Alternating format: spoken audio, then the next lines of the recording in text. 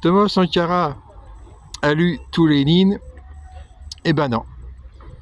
Il croit avoir lu tout Lénine. Voici une interview de mars 1986. Dans cette interview, on lui demande: mais vous lisez des livres politiques? Bien sûr. Sans me trahir, je peux vous avouer quand même que je connais les classiques du marxisme-léninisme. Question: vous avez lu certainement Le Capital de Karl Marx? Réponse: non, pas entièrement, mais j'ai lu tout Lénine. Question: vous emporteriez ces œuvres si vous deviez vous retrouver sur une île déserte? Sûrement. L'État et la Révolution de Lénine, c'est pour moi un livre refuge que je relis souvent. Suivant que je suis de bonne ou de mauvaise humeur, j'interprète les mots et les phrases de façon différente. Essentiel, c'est celui-là. Quel est le programme de l'État et la Révolution? L'élément majeur de ce livre, ce sont les références de Lénine à un livre de Marx qui s'appelle La guerre civile en France. Et l'élément majeur de la guerre civile en France, ce sont les délégués révocables, ce sont les fonctionnaires révocables, les juges révocables par le peuple. Et c'est ça qui manque au statut général des CDR. On a des CDR de service qui sont en fait les CDR des fonctionnaires, mais qui les désigne? Qui peut les révoquer? Qui leur donne accréditation? Eh bien, Thomas Sankara a dû faire des compromis avec les soi-disant communistes, qui étaient en fait, en réalité, une bureaucratie formoise, c'est-à-dire ce qu'il appelait la petite bourgeoisie intellectuelle. Il faut des CDR de service contrôlés par le peuple, de la même façon qu'il faut que les militaires soient contrôlés par le peuple. Il faut des CDR en dessous des CDR de service. Il faut des CDR du peuple en dessous des CDR de militaires.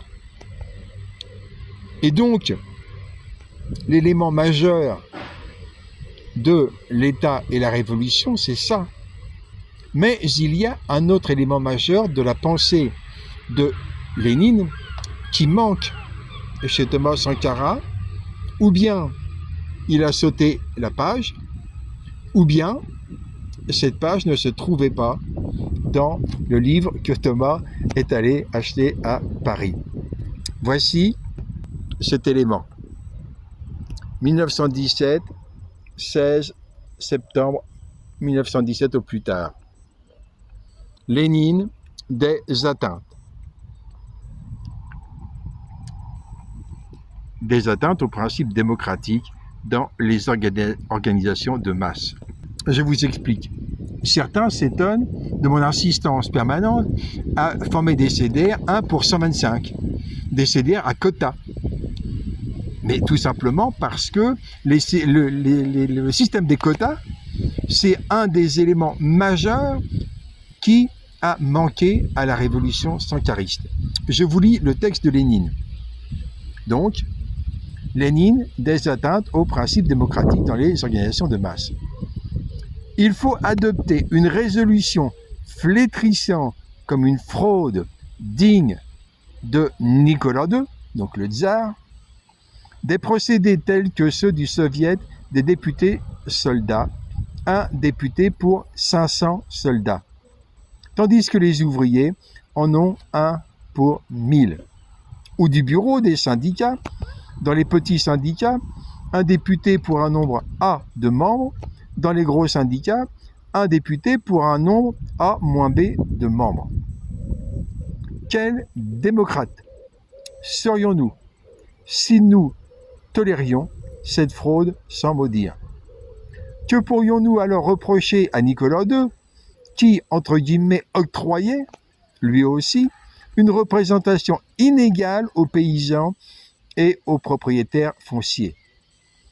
Tolérer de telles choses serait prostituer la démocratie.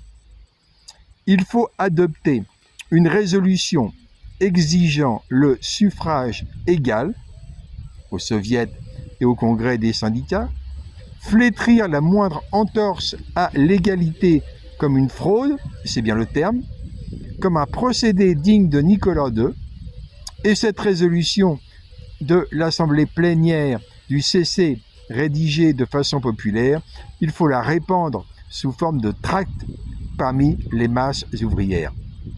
On ne peut pas tolérer de fraude en matière de démocratie quand on se dit démocrate, entre guillemets.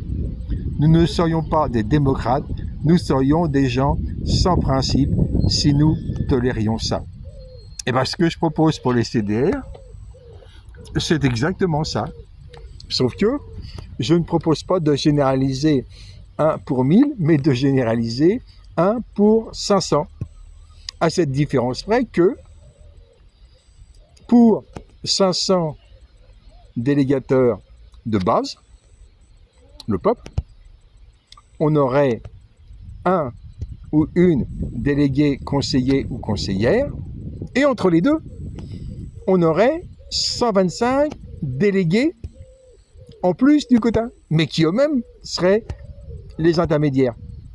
125 délégués qui seraient donc 100 délégués qui seraient les fonctionnaires, délégués intermédiaires de base, fonctionnaires révocables, et 25 étudiants ou étudiantes délégués pédagogie. Et donc ce quota, préconisé par Lénine,